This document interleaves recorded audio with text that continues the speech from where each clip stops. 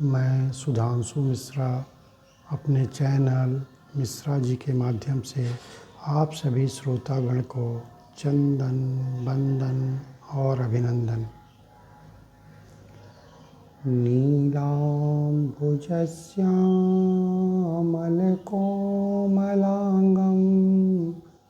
सीतासमारोपितवामभागं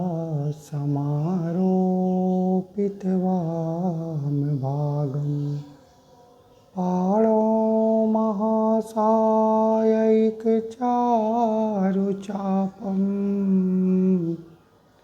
नमामि रामं रघुवंशनाथं।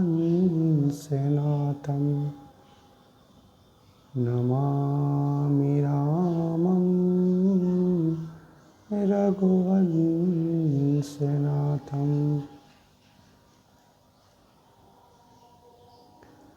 प्रिय श्रोतागण, आप लोगों ने रामायण का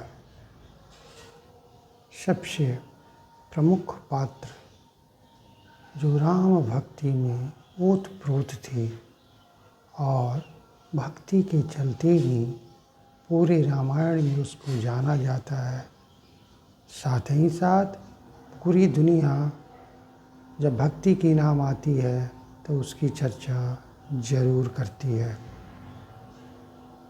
आपके मानस पटल पर उस व्यक्ति का नाम आ गया होगा, उस तपस्विनी का नाम आ गया होगा जिसका नाम शबरी था।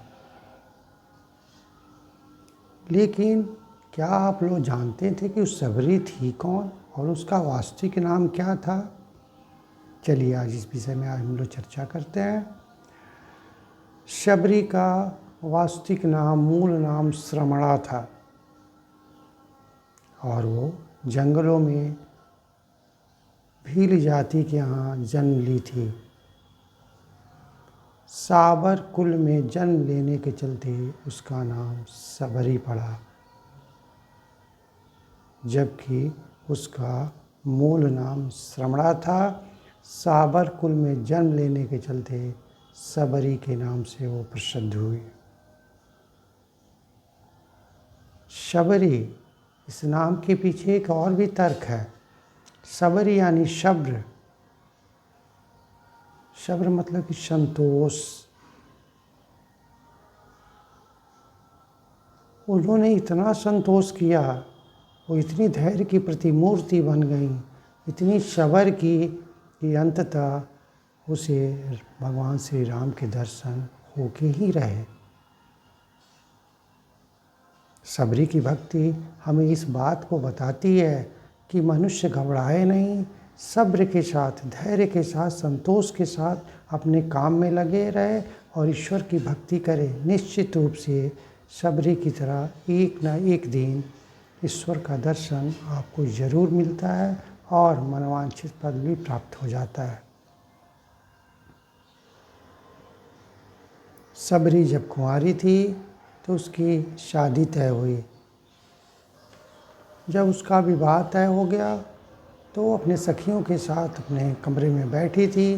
तब तक अचानक उसका ध्यान खिड़की से बाहर गया और उसने देखा कि बहुत सारे पशु यहाँ बांधे हुए हैं। यह देख करके मन में उत्सुकता जगी और उसने अपने सखियों से पूछा कि इतने सारे पशु यहाँ क्यों बांधे गए हैं? सखियों ने उत्तर दिया, तुम्हें नहीं मालूम, ये सारे पशुओं की बलि चढ़ाई जाएगी, इनका मांस तैयार होगा तुम्हारी शादी में, भोज में खाने के लिए, बारातियों की स्वागत के लिए इन सारे पशुओं को मार करके इनका मांस भोजन के रूप में तैयार किया जाएगा। यह सुन करके शबरी को बड़ा आश्चर्य हुआ। उसने मन ही मन सोचा कि एक मेरे विवाह के लिए इतने सारे जीवों की हत्या हो जाए, ये किसी दृष्टिकोण से उचित नहीं है।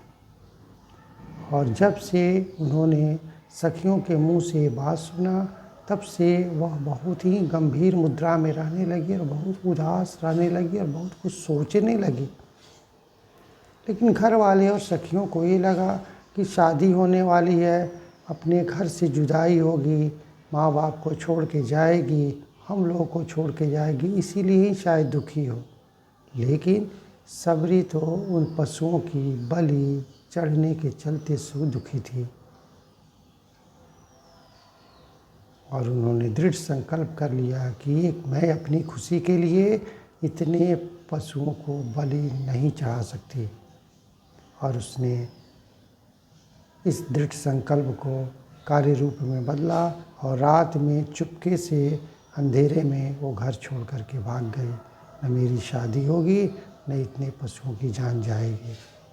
और उसने भी वहीं किया, रात में घर छोड़ कर के भाग गई। भागते भागते जंगल में इधर उधर भटकते भटकते वह मतंग मुनि के आश्रम में पहुँची। बहुत गिड़गिड़ाने के बाद मतंग मुनि ने उसे वहाँ आश्रय दिया।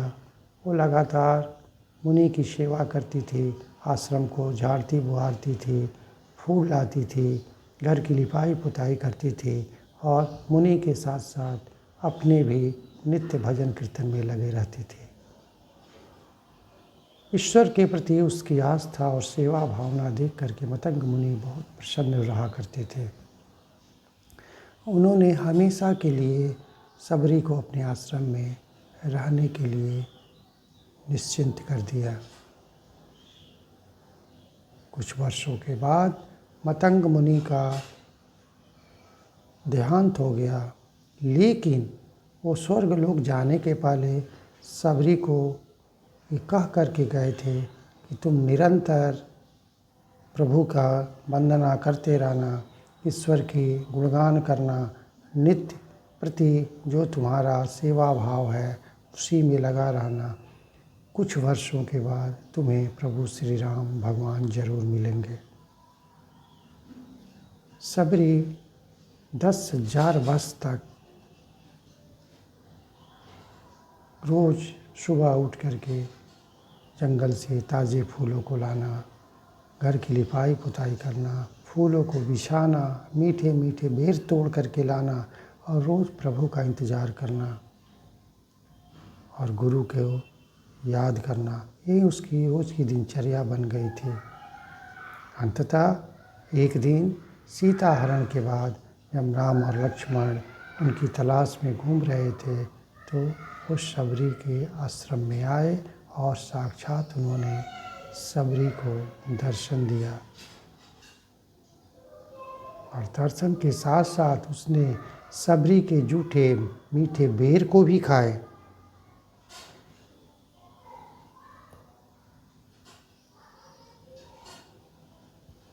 बहुत लोग ये बात कहते हैं कि सबरी को जूठे बेर नहीं खिलाना चाहिए, लेकिन नहीं, भगवान तो प्रेम के भूखे होते हैं। जूठे बेर खाते समय प्रभु श्री राम ने कहा भी कि बहुत दिनों के बाद जैसे लग रहा है कि मेरी माता कौशल्या अपने हाथों से खिला रही हैं। ईश्वर तो सिर्फ भावना समझते हैं और भावना ही समझ करके उन्होंने सबरी को माँ के रूप में देखा और उनके हाथ से मीठे जूठे बेर खाए। लक्ष्मण भैया ने भी राम जी के कहने पर बेर खाया, लेकिन अनमने ढंग से और खाए और बीज को फेंकते जाते थे। ऐसा माना जाता है कि जिस बीज को उन्होंने फेंका कालांतर में वहीं संजीवनी बूटी बन गया था और वहीं संजीवनी बूटी उनकी मृत्यु के समय काम आया। कहने का तात्पर्य ये है कि हम सब भी यदि सबरी की तरह संतोष करें, सब्र करें, धैर्य रखें और भक्ति भावना से किसी एक ही उद्देश्य को लेकर के चलें तो निश्चित रूप से हम अपने उद्देश्य में सफल होंगे।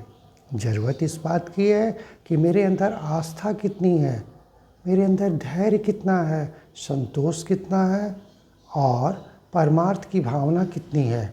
अगर ये सारे गुण हमारे अंदर निहित हैं तो निश्चित रूप से प्रभु श्री राम की तरह ईश्वर हमें ज़रूर मिलेंगे और हम अपने लक्ष्य की प्राप्ति ज़रूर कर पाएंगे।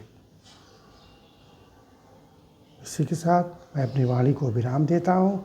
विशेष के लिए मेरे चैनल मिश्रा जी से जुड़े रहें। जय श्री राम।